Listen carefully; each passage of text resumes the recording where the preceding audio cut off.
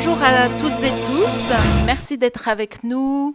La coordination donc Santé Libre qui a lancé l'appel du 9 janvier et dont certains d'entre vous ont eu connaissance. Aujourd'hui, les groupes de travail ont beaucoup avancé et nous allons vous communiquer un certain nombre de résultats de ces différents groupes de travail. Vous saviez que nous avions une dizaine d'objectifs. Le premier était la création d'un comité scientifique indépendant. Ce premier travail a bien avancé et nous avons commencé à définir le cadre de fonctionnement de ce comité scientifique indépendant. Vous allez voir sur la projection le mode un petit peu d'organisation de ce conseil scientifique indépendant. Et dans la prochaine conférence de presse que nous réaliserons, ce comité scientifique se présentera en détail ainsi que ses objectifs. Il est important de souligner qu'aucun des membres de ce conseil scientifique ont des conflits d'intérêts, non de conflits d'intérêts. Donc pour le conseil scientifique, il va s'adresser à 3 groupes de personnes. Tout d'abord, les autorités, puisqu'il va faire bien entendu des recommandations. Ensuite, nous avons également des messages qui vont être adressés aux praticiens dans leur ensemble, directement, et puis des messages qui vont être adressés au grand public.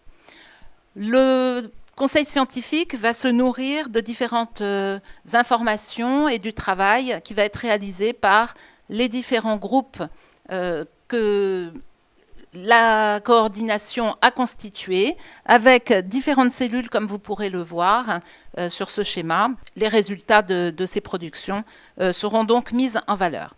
Donc pour aujourd'hui, on va s'arrêter là sur le conseil scientifique indépendant.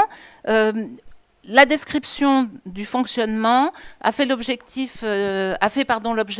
d'un document qui est au format PDF, et tous les documents PDF que nous allons vous présenter, ou on va vous présenter des extraits aujourd'hui, vont être mis en ligne et seront à votre disposition, et on vous encourage bien sûr à les diffuser et à communiquer sur ce sujet. Le deuxième point qui concernait donc le groupe de travail, en fait c'était un groupe de travail unique puisque c'était un groupe de travail parlementaire avec la résolution dont Martine Vonner va vous parler. Merci beaucoup. Bonjour à toutes et à tous. Je reprécise aussi devant vous, je l'avais déjà fait la dernière fois, que je n'ai absolument aucun lien ni conflit d'intérêt avec une quelconque société pharmaceutique, ni avec une quelconque autre société. Donc cette proposition de résolution, je l'avais annoncée début janvier. Elle consiste en quoi? Elle consiste en demander très clairement au gouvernement de faire marche arrière sur l'état d'urgence sanitaire. Cette proposition de résolution est en un article unique, revenir dans le droit commun. Je vous rappelle que nous avions dans le Code de santé publique tous les outils nécessaires et suffisants pour gérer cette crise sanitaire depuis le début, donc depuis mars 2020. Et nous avons été contraints, les parlementaires, de débattre autour de l'état d'urgence sanitaire, puisque nous sommes toujours et encore dans cette période d'exception. Ma proposition de résolution a été signée par plusieurs parlementaires de façon transpartisane. Elle est aujourd'hui sur le site de l'Assemblée nationale. Vous pouvez en prendre connaissance et surtout, nous attendons une date pour pouvoir l'examiner en séance publique, donc dans l'hémicycle. Merci. Donc nous lançons bien sûr un appel à tous les parlementaires et surtout au groupe Liberté et Territoires de passer en priorité cette résolution dans la prochaine niche, puisque nous considérons qu'il y a urgence à traiter ce sujet. Troisième point. Nous avons donc un groupe de travail qui a énormément avancé sur tous les aspects stratégie thérapeutique. Alors, je vais passer la parole au docteur Claire Delval et à Claude Escarguel. J'insiste pour dire que nous présentons en fait l'expérience clinique de médecins de terrain et des différents médecins donc de tous les collectifs qui sont regroupés. C'est extrêmement important d'en avoir conscience parce qu'on parle de choses que l'on connaît et on partage avec vous nos expériences. Bonjour, donc je suis Claire Delval, je suis médecin généraliste installée en libéral et depuis donc mars les mains dans le cambouis comme on dit, c'est-à-dire que vraiment au cœur du sujet de la prise en charge précoce des patients. Je n'ai pas effectivement de conflit d'intérêt avec aucun lien avec l'industrie. Et si je suis là aujourd'hui, si je suis sortie de mon cabinet et de ma petite ville d'installation pour venir ici, c'est parce que j'en avais assez d'entendre, chaque fois que je tourne le bouton de la radio, qu'il n'y avait pas de traitement, qu'il n'y avait pas de solution, en dehors de rester chez soi, se cacher, espérer ne pas être sur la route, sur le chemin du virus, et sinon attendre la vaccination. C'est tout le contraire de ce que je vis au quotidien dans mon cabinet. Depuis longtemps, je suis engagée sur les traitements de terrain et ça fait toute la différence. Et on était surpris de l'évolution extrêmement favorable de certains patients qui étaient pourtant porteurs des facteurs de risque de complications qu'on connaît aujourd'hui. Donc, cette notion de terrain est très importante et la notion de prévention est très importante. Donc, dans ce groupe de travail, on a voulu pas uniquement parler des traitements précoces, donc Claude va vous détailler les traitements précoces, mais aussi de rappeler ce qu'on pouvait faire en prévention. Et donc, on a partagé, comme on le partage avec nos patients, c'est sur mon bureau, voilà, on a partagé ce qu'on fait au quotidien dans nos recommandations, puisque c'est vrai qu'en prévention, on ne va pas dire la même chose à une personne âgée qui sort une fois par semaine pour faire ses courses ou à l'infirmier ou à l'ASH qui est en traitement, en unité de traitement Covid. On ne va pas éventuellement dire la même chose à un EHPAD où il va y avoir 1 ou 2 cas qui va commencer ou à une personne qui est en bonne santé et qui travaille dans un endroit où peut-être il va rencontrer du public mais pas de gens malades. Donc il fallait adapter notre réponse à tous ces cas particuliers. C'est ce qu'on a essayé de synthétiser dans ce tableau. Je suis très sensible depuis longtemps à la phrase de Claude Bernard, le microbe n'est rien, le terrain est tout. Et vous avez bien vu qu'avec cette histoire de maladie Covid, les patients qui faisaient des complications avaient un terrain très particulier, que ce soit des problèmes de surpoids, des problèmes d'hypertension, des problèmes de diabète. Et sur ce terrain, on peut faire quelque chose.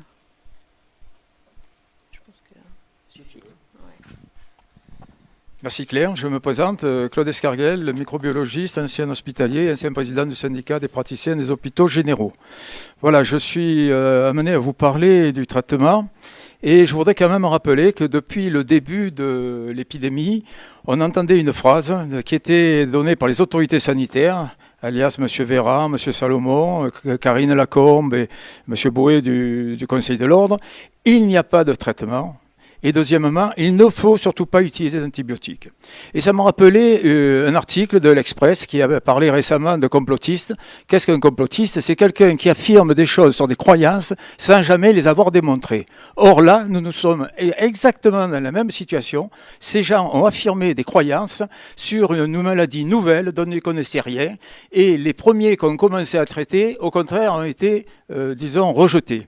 Dans le même temps, les milliers de médecins dans le monde entier et en France qui ont traité leurs malades dès les premiers symptômes, comme ils en avaient l'habitude, notamment dans les pneumopathies atypiques, ont traité avec des antibiotiques, ont eu, à leur grande surprise, comme vient de vous le présenter Claire, de 50 à 80% de diminution des hospitalisations et décès. C'était à pas en croire les yeux, de telle manière que M. Jean-Jacques Epstein, qui a été un des premiers à a signalé à la presse a eu des écarts monstrueux entre hospitalisation et décès quand il ne traitait pas. Et du jour où il s'est mis à traiter, il n'a eu plus aucun décès, pratiquement plus aucune hospitalisation.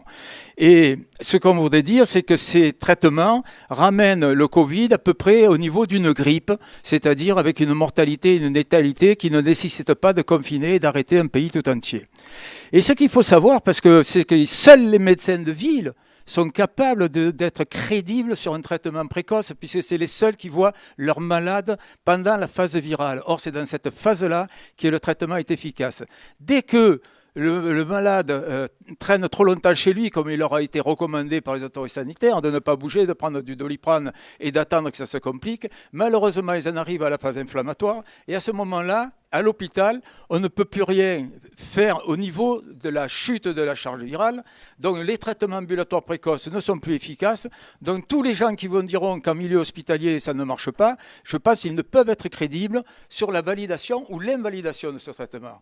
Il faut savoir que ce traitement, nous avons demandé aux autorités sanitaires de le valider, de prendre des cohortes de médecins généralistes qui traitaient d'autres cohortes qui ne le traitaient pas. Ça n'a jamais été fait. Pourquoi? On se demande pourquoi. Mais peut-être qu'on aura la réponse plus tard. Donc vous avez ici notre tableau des préconisations qui donc détermine bien la thérapeutique en fonction des situations asymptomatiques, post-symptomatiques, des malades qui ont des formes qui traînent au bout de 4, 5 jours, 7 jours, et des formes beaucoup plus graves. Et donc vous voyez qu'à chaque fois, on utilise des molécules qui font partie de l'arsenal thérapeutique de certaines familles, bien sûr, certaines familles d'antibiotiques qu'on utilisait classiquement. Et ce sont les macrolides, azithromycine, clarithromycine, et ce sont aussi des cyclines qui sont classiquement utilisées dans ces tableaux cliniques, et l'ivermectine, qui est ce qu'on appelle un macrolide-like, puisqu'il a une formule voisine de l'azithromycine. Donc il faut savoir que ces préconisations sont toutes sourcées, et vous avez à la fin de notre travail toutes les publications internationales, en français et en anglais, qui justifient l'utilisation thérapeutique. Donc ceux qui vous diront « ça ne marche pas », regardez de suite si ce sont, premièrement, s'ils ont des conflits d'intérêts, et deuxièmement, s'ils sont hospitaliers ou si c'est des médecins de ville qui l'ont pratiqué. Vous trouverez peu de médecins de ville qui ont fait ce traitement qui vous diront que ça ne marche pas. Alors les cibles de nos préconisations, ce sont d'abord bien entendu les patients, dans la mesure où on diminue les décès, les hospitalisations, c'est toujours positif pour les malades qui sont atteints de ce virus. Ensuite, c'est surtout aussi pour le parcours de soins, c'est-à-dire qu'on désengorge les hôpitaux, on permet à ces gens qui sont à l'hôpital de ne plus être débordés comme ils le sont actuellement, et qui évite aussi le confinement. Et donc on voit la troisième cible de notre protocole de travail, ce sont tous ces gens qui aujourd'hui subissent une absence totalement de liberté dans leur exercice professionnel, parce que nous pensons que le traitement est une alternative au confinement. En diminuant la charge virale des malades, en diminuant les hospitalisations, en diminuant les causes de décès, on arrive, si vous voulez, à éviter ce que le chef de l'État cherche à éviter en ce moment, à savoir un confinement dans des normes qui sont incompatibles avec l'activité économique. Donc voilà ce qu'on voulait vous présenter, et je pense qu'il faut tenir compte des médecins de ville uniquement dans la crédibilité de ces traitements. Je vous remercie. Merci. Donc, pour tous les médecins qui pourraient nous écouter ou en tout cas recevoir ces tableaux, eh bien, vous retrouverez un peu nos habitudes de fonctionnement avec des arbres décisionnels. Et comme Claude Escarguel vient de le souligner, tout est sourcé parce que nous sommes extrêmement interpellés par le fait qu'il y ait une négation de toutes ces publications internationales qui sont quand même, qui font référence. Et donc, ça a été un gros travail, y compris pour les aspects de prévention qu'on connaît un petit peu moins, on va dire. Et tout est, voilà, vous avez mis toutes les références bibliographiques et merci pour ce gros travail. Claude Escarguel vient de rappeler également, et ça c'est message aux patients, gardez vos habitudes thérapeutiques, gardez vos habitudes de circuit de soins quand vous allez mal. Ben, qu'est-ce que vous faites? Vous appelez votre médecin généraliste, votre médecin traitant, qui vous connaît le mieux, qui connaît vos comorbidités, qui connaît vos traitements et qui est le plus à même de vous soigner. Et on rappelle qu'on ne fait pas de test PCR comme ça, sans avoir été ausculté, hors prescription médicale, parce que cela amène à tous les désordres actuels. Donc c'est très important et ce PDF sera détaillé et mis en ligne parce que, à l'attention de nos confrères, nous avons également partagé l'expérience sur la surveillance et sur les protocoles thérapeutiques de façon médicalisée. Voilà un petit peu ce que l'on peut dire, mais qu'on ne vous présente pas là tout de suite.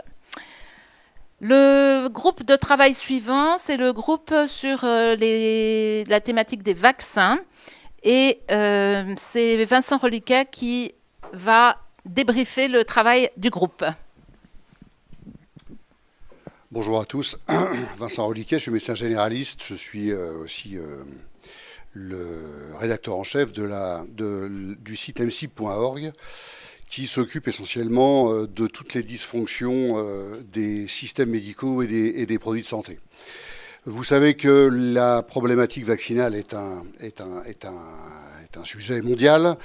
Il faut comprendre aussi que les techniques choisies pour sortir des vaccins en moins d'1 an sont obligatoirement des vaccins novateurs, des vaccins qui font appel à des technologies totalement nouvelles.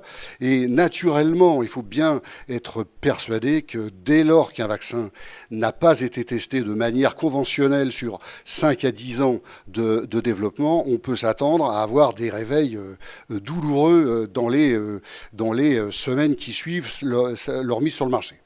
Vous voyez que les biais de recrutement des sujets dans la plupart des études, on en a retrouvé pas mal. Vous avez le double aveugle qui est une nécessité absolue dans un essai randomisé moderne. Aucun double aveugle n'a été utilisé pour ces études. Les résultats intermédiaires, il faut comprendre que quand on fait la moitié de l'analyse d'un essai thérapeutique en milieu de protocole, le double aveugle est forcément levé, puisqu'on sait d'emblée quel patient a eu quelle pathologie par rapport au traitement ou par rapport au placebo. Nous avons eu des utilisations absolument honteuses de produits qui remplaçaient les médicaments, les placebos à la place en face des produits à tester. On a même vu des médicaments affreusement réactogènes introduits par une firme anglaise en cours d'étude. On a vu des perdus de vue dans certaines études qui montrent qu'il y avait probablement énormément d'effets secondaires qui n'ont pas été enregistrés puisque les gens sont partis. Les analyses statistiques sont réalisées généralement de manière flatteuse et jamais dans le dur, c'est-à-dire dans l'ITT, dans l'intention de traiter des patients. Bon, résultat.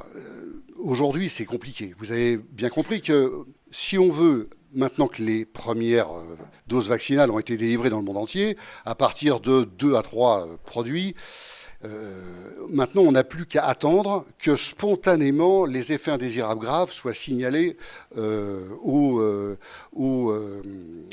officines. Donc, si un médecin souhaite taire un effet indésirable, y compris un décès, il n'y a aucun problème pour que ce décès ne remonte pas à la pharmacovigilance mondiale.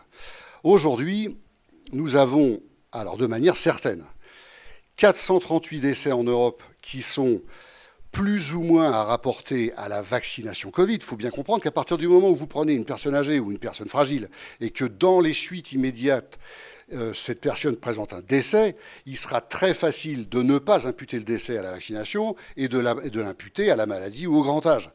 En Europe, on a des statistiques qui sont quand même très interpellantes. On ne comprend pas pourquoi, par exemple, 76% des effets indésirables graves apparaissent chez les femmes. Et on a quand même 80% des effets secondaires qui apparaissent dans la tranche d'âge qu'on pensait relativement costaud, c'est-à-dire les 16-64 ans. Et ce n'est pas les personnes âgées qui présentent le plus d'effets secondaires, c'est les 16-64 ans. Alors, on a des statistiques toujours les mêmes, hein, des statistiques qui sont des statistiques volontaires, c'est-à-dire sur une pharmacovigilance passive. On attend que l'on signale les effets secondaires graves au gouvernement et aux États. Aux États-Unis, nous avons des statistiques à peu près identiques pour 329 décès, et ce qui est intéressant pour 22 000 doses distribuées. C'est donc pas non plus quelque chose d'énorme, mais il faut bien comprendre qu'on n'attendait pas autant de décès suspects sur cette première phase des effets secondaires possibles des vaccins. On attend sur ces vaccins, qui sont des vaccins relativement peu connus, des effets indésirables graves, plutôt retardés à très retardés. Ce qui est intéressant dans les statistiques américaines, c'est qu'on s'aperçoit que 3% des patients qui ont reçu généralement une première dose, pas encore la deuxième dose, 3% sont dans un état de détresse tel qu'ils ne sont plus capables de travailler. Certains sont hospitalisés, certains sont couchés, certains ne peuvent plus s'alimenter seuls. C'est quasiment du 3%, c'est quand même absolument énorme. Avec tout ce que vous avez entendu, vous avez bien compris qu'il y a quand même un problème avec ces vaccins. On nous avait dit que l'AMM, l'autorisation de mise sur le marché, était conditionnelle car il n'y a pas de traitement. Alors pourquoi prendre autant de risques alors que, comme on vous l'a dit il y a quelques minutes, il y aurait des traitements préventifs et curatifs dans le monde entier utilisés et qui invaliderait l'aventure de certains vaccins pour certaines populations. Il ne faut pas oublier une dernière population qui, hélas, est en danger, c'est la population des femmes enceintes.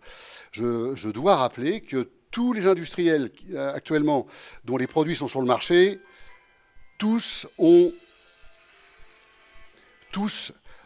exclu de manière draconienne les femmes enceintes de leurs essais thérapeutiques. Les contraceptions étaient obligatoires.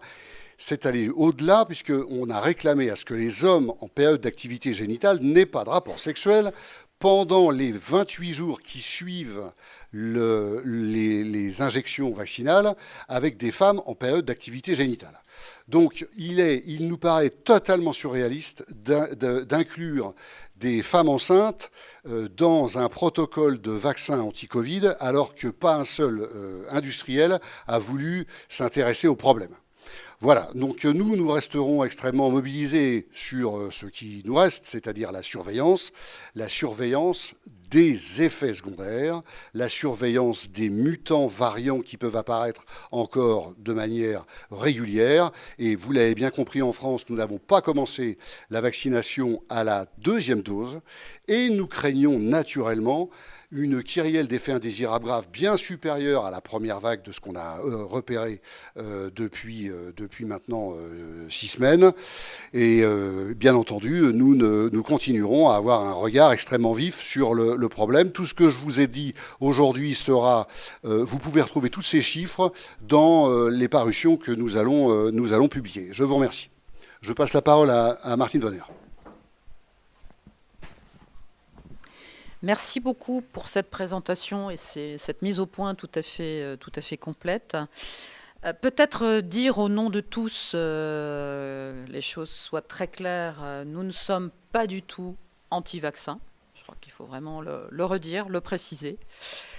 Je voulais vous informer que cette semaine, au Conseil de l'Europe, le 28 janvier, et je fais partie aussi de l'Assemblée parlementaire française auprès du Conseil de l'Europe, qui statue sur les droits des 880 millions d'Européens. Nous avons voté une résolution qui précise de façon très claire qu'il n'y a aucune obligation vaccinale. C'est un droit fondamental de chaque citoyen vivant en Europe de choisir ou non cette possibilité thérapeutique, donc le vaccin, aller se faire vacciner ou non. C'est une résolution qui précise cette stratégie sur le plan éthique et qui rappelle aussi qu'aucune discrimination sociale, professionnelle ou autre ne doit être appliquée si jamais un individu refuserait cette solution thérapeutique. que je mets bien évidemment en parallèle avec tout ce qui vient de vous être présenté, et peut-être, donc le traitement précoce. Peut-être aussi rappeler qu'actuellement, en France, la stratégie vaccinale a commencé. Elle est confrontée à des problématiques logistiques. Donc on sait très bien que même les personnes âgées, prioritaires, les personnes vulnérables et les professionnels de santé qui sont prévus pour être vaccinés en tout premier, il faudra plusieurs mois pour que cela arrive à réalité. Donc pendant ce temps-là, nous ne pouvons pas négliger la possibilité d'accompagner les citoyens par une autre stratégie. D'un côté, la stratégie vaccinale, dont acte, c'est le choix aujourd'hui du gouvernement, mais ce qui vous a été présenté, je le reprécise, il y a d'autres possibilités, et quand les personnes sont malades, elles doivent absolument être accompagnées. Nous sommes tous responsables en tant que professionnels de santé, et je tenais vraiment à le rappeler. Aussi, un élément inquiétant qui s'est déroulé la semaine dernière à l'Assemblée nationale, la suppression de la commission d'information Covid. Vous vous souvenez, cette mise en place d'une mission d'information dès le début de la crise en mars 2020, qui s'était auto-saisie pour devenir commission d'enquête. Cette commission d'enquête a rendu ses conclusions avant Noël, mais c'était un engagement fort de la majorité que cette mission d'information continue jusqu'à la fin de la crise sanitaire. Or, le fait majoritaire a entraîné cette semaine la suppression de cette mission d'enquête. Je tenais à le repréciser et c'est inquiétant. Merci beaucoup. Donc, double appel à nos confrères. Le premier concernant justement la stratégie thérapeutique. Eh bien, nos confrères de terrain, on va vous dire, faites-vous votre propre expérience par rapport à ces tableaux qu'on vous a présentés. On sait que les médecins reçoivent des mails quotidiens de la Direction générale de la santé et de plein d'autres institutions pour dire ne faites pas ci, ne faites pas ça, etc. Nous allons vous recommander de vous faire votre propre expérience puisque c'est finalement ce que l'on a fait nous-mêmes qui nous a permis justement de vérifier que ces traitements ambulatoires précoces fonctionnent. En matière de vaccins, par rapport à également nos confrères, nous avons insisté, et c'était donc sur la diapositive avant, on veut donc insister sur le fait qu'il doit y avoir une liberté de prescription pour les médecins des vaccins, premier point. Deuxième point, liberté de choix pour les citoyens, mais des citoyens disposant d'informations suffisantes pour permettre un consentement éclairé. Et donc nous allons vous remettre ce PDF détaillé qui permet aux gens justement de réfléchir et d'avoir ces informations permettant un consentement éclairé en l'état actuel de la connaissance de la science. Et comme le docteur Vonner le rappelait, ce consentement doit être exercé sans extorsion ni menace. Et nous sommes extrêmement inquiets aujourd'hui des créations de passeports sanitaires, de licenciements de professionnels, dont dans les EHPAD, nous avons des confrères qui ont été licenciés ou des infirmiers ou aides-soignants qui sont menacés. Et également, on espère avoir le respect des clauses de conscience donc des uns et des autres. Notre appel, c'est également avoir la réponse à tous nos questionnements, donc entre autres se présenter par le docteur Reliquet sur les dossiers d'enregistrement, sur les événements indésirables, mais également au niveau de l'Europe, je crois qu'il a été discuté les accès aux contrats et aux dossiers de prix obtenus par les États. Et là, on a un manque de transparence totale. Donc, normalement, en tant que contribuable, on doit avoir, y compris au niveau de l'Europe, des réponses sur tous ces sujets. Cellule supplémentaire, groupe de travail, la cellule chiffres. Donc, je vais donner la parole au docteur Gérard Guillaume. Cette cellule a tellement de travail qu'elle n'est pas en synthèse aujourd'hui, mais le docteur Guillaume va nous donner juste quelques petits éléments Et le travail de la cellule chiffres sera entièrement présenté lors de la prochaine conférence de presse. Donc, il s'agit, en analysant ces chiffres, ce n'est pas de ne pas minimiser l'ampleur de la crise, ni sa gravité, mais c'est d'essayer de rendre compte le plus objectivement possible des données et d'éclairer aussi sur le nombre d'hospitalisations, sur le nombre de sujets en réanimation, et ce qui permet d'avoir une idée assez précise du taux d'occupation des lits de réanimation. On voit qu'en fonction du nombre de cycles qui est utilisé, le taux de positif est extrêmement différent. Et ce qu'il faut savoir, c'est normalement, ce nombre de cycles doit être inférieur à 25. Et en France, il est supérieur à 33, voire il dépasse 40. Et c'est vrai que ça donne un taux de positivité qui est absolument gigantesque. Et malheureusement, ce sont sur ces chiffres que le gouvernement va prendre ses dispositions pour organiser son état d'urgence sanitaire. Je les teste. Ah, voilà, en gros, si vous voulez, sur le nombre de tests réalisés, le nombre de positifs varie entre 6,5 et 7,5 de positifs. Bien entendu, il y a les décès dus au Covid. Il y a les décès avec comorbidité et puis il y a les décès sans Covid. C'est extrêmement difficile de faire le lien entre tout ça. Et le CEPIDIC, là, le centre d'épidémiologie, fait la distinction entre les décès qui ont un lien confirmé avec le Covid, quand il y a des mentions qui sont précisées du type avéré, certains, positifs, prouvés. Et puis ceux pour lesquels il y a une simple suspicion, où on parle de plausible, de possible et de potentiel. Ce qui fait que, alors, qu'en sachant qu'on admet jusqu'à 4 causes possibles de décès dans la description des certificats. Donc vous imaginez un petit peu la complexité. Et là, je vais juste vous donner au 12 janvier les données telles qu'on les a, parce que ça, c'est important. C'est au 12 janvier, on avait 28 297 décès. L'âge médian des décès de 85 ans, 92% ont plus de 85 ans, 54% sont des hommes. Et quand on analyse tout ça, on s'aperçoit que seulement 54% des certificats sont des décès avec infection SARS-CoV confirmée. Soit on n'a pas donc 28 000 décès, comme on nous fait dire, dus au SARS-CoV, mais seulement 15 280, ce qui est quand même tout à fait différent.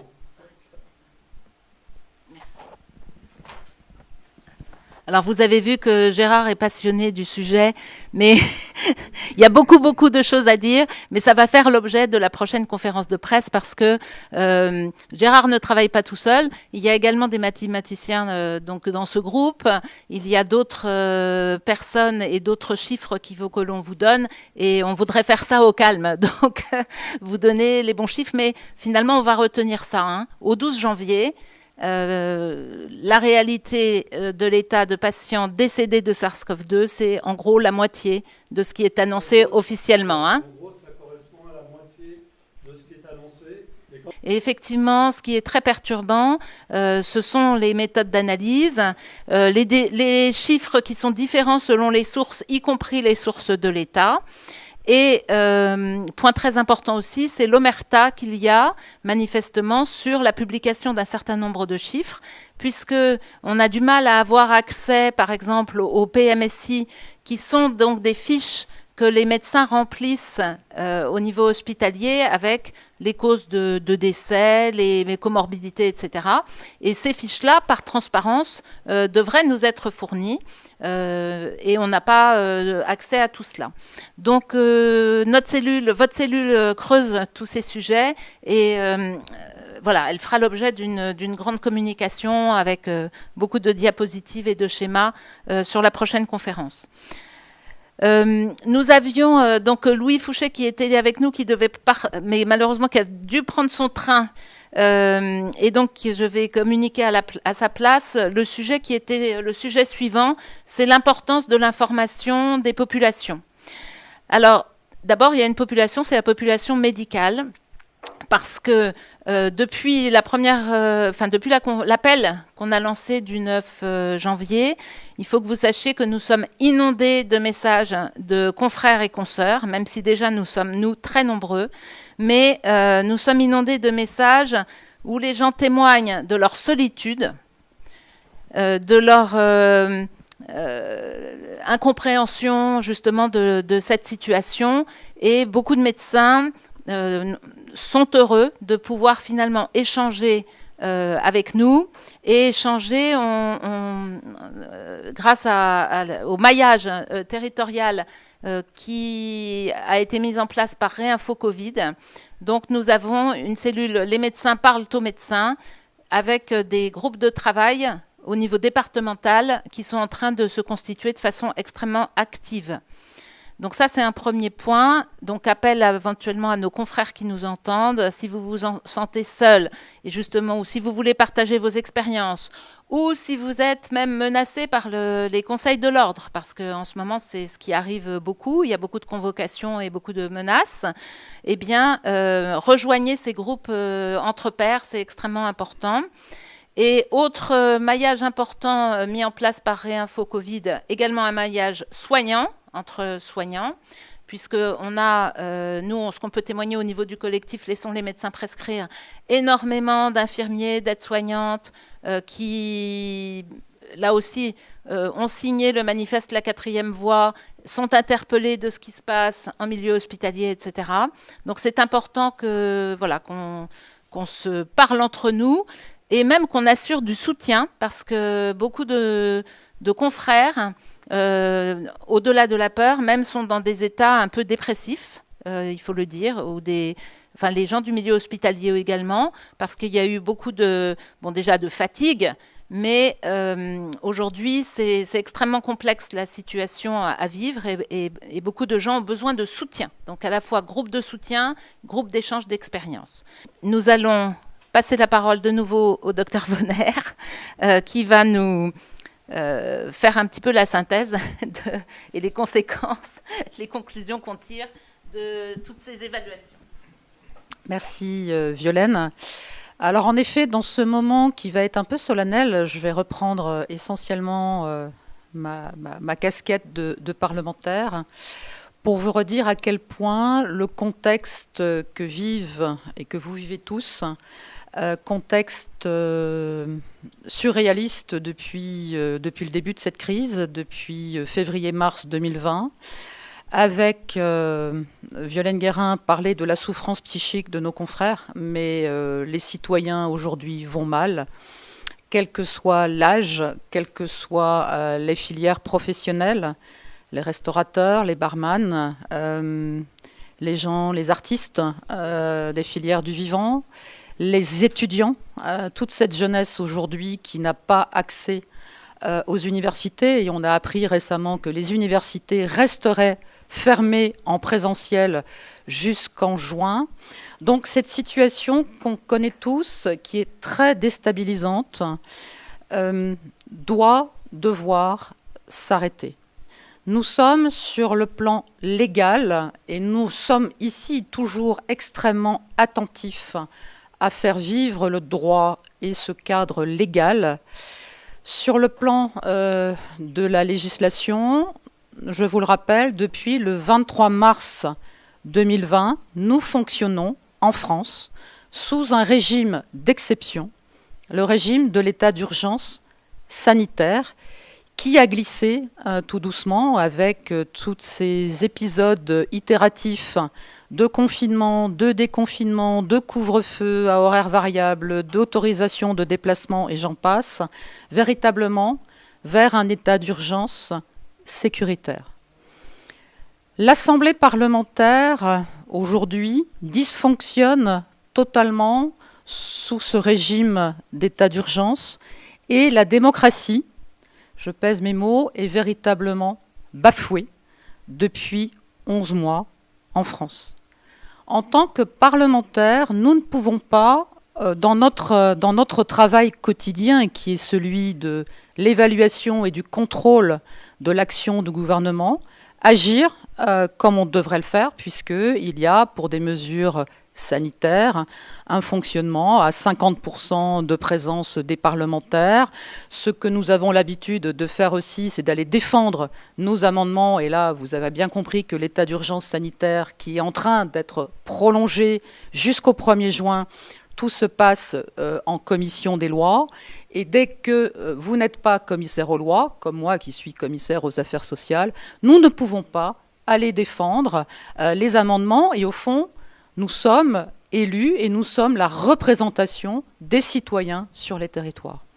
Donc aujourd'hui, j'aimerais faire un appel véritablement très solennel vis-à-vis de mes collègues parlementaires, de tous mes collègues parlementaires, de façon transpartisane, quelle que soit la couleur, quel que soit le groupe politique, pour une motion de censure, article 49.2 du gouvernement.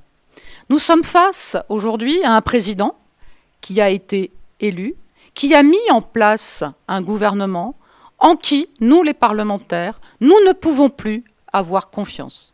Depuis 1 an environ maintenant, nous avons le même ministre de la Santé qui délègue très largement, trop largement, à la haute administration qui l'accompagne dans des prises de décision pour éclairer le Premier ministre et le gouvernement, tout cela se passant dans un conseil de défense particulièrement, en tout cas secret, rien ne transparaît. Là aussi, est-ce que dans une démocratie, on doit diriger un pays par le biais d'un conseil de défense? Nous avons aussi, vous le savez, un conseil scientifique qui, contrairement à celui que nous sommes en train de mettre en place, n'est pas du tout indépendant. Et c'est cela, véritablement, qu'il y a urgence à remettre complètement sur la table. Donc cet appel très solennel permettrait enfin de retrouver un fonctionnement parlementaire digne, décent de notre démocratie. Nous en appelons, en effet, j'en appelle à tous mes collègues parlementaires, pour que cette motion de censure soit votée. Nous devons être 58 parlementaires pour demander cette motion de censure et qu'ensuite la majorité le vote. Je crois que les Français, aujourd'hui, attendent réellement d'un gouvernement qu'il prenne des décisions différentes. Tout ce qui a été fait depuis 11 mois, on le voit, entraîne une catastrophe économique et sociale de notre pays. Il est plus qu'urgent que cela cesse, il est plus qu'urgent que les parlementaires puissent à nouveau faire confiance dans ce gouvernement qui doit, lui, être responsable devant le Parlement. On nous fait croire qu'il y a des débats. Monsieur le Premier ministre Jean Castex est revenu préciser avant-hier qu'il y aurait des débats. Non, les quelques débats qui sont aujourd'hui à l'Assemblée nationale, c'est un monologue du Premier ministre. Selon l'article 50-1, nous sommes invités à voter après, nous parlementaires, mais ce vote ne s'impose pas au gouvernement. Donc redonnons, nous parlementaires, la confiance à un gouvernement nouveau. Redonnons, permettons de nouveau aux Français, à tous les Français, d'avoir confiance dans ce gouvernement pour aller vers un avenir beaucoup plus serein. Donc un appel pour une motion de censure 49.2. Et nous avons donc une dernière action qui est une prescription de sport sur ordonnance. L'objectif, c'est justement de prendre soin de la population et nous allons communiquer dans la semaine qui arrive beaucoup plus de détails sur cette action qui va débuter dimanche prochain. Et nous invitons la population tous les dimanches de 11h à 11h45 sur tous les territoires, y compris, nous étions ce matin également en travail en visioconférence avec nos collègues des territoires d'outre-mer, de réaliser donc une séance sportive sur tous ces territoires. Nous allons donc lancer l'opération dimanche 7 février et vous aurez plus d'informations dans la semaine. Elle rentre pour nous dans le cadre du sport sur ordonnance et on va mettre en ligne cette ordonnance justement qui va symboliser cette action. Et nous allons donc appeler la population à prendre soin d'elle tous les dimanches de 11h à 11h45. On ne vous en dit pas plus pour le moment. La suite dans des informations dans la semaine avec l'endroit, les endroits, les villes dans lesquelles cette opération va être lancée pour commencer. Et après, on espère que dans toutes les villes de France, cela se passera. On va s'appuyer à la fois sur tout le maillage de nos différents collectifs, avec donc des médecins, bien sûr, des professionnels du sport et de la culture, puisque ce sport se pratiquera en musique. Et nous allons inviter également les étudiants, et vous verrez par quel biais on va les inviter à rejoindre ce projet, et également les restaurateurs, parce que vous savez qu'après une bonne séance de sport, eh bien, il faut avoir une petite collation. Et l'objectif, c'est de justement remettre du lien dans la population et en particulier dans toutes ces groupes professionnels qui sont à l'heure actuelle extrêmement maltraités par toutes les mesures sanitaires qui sont mises en place.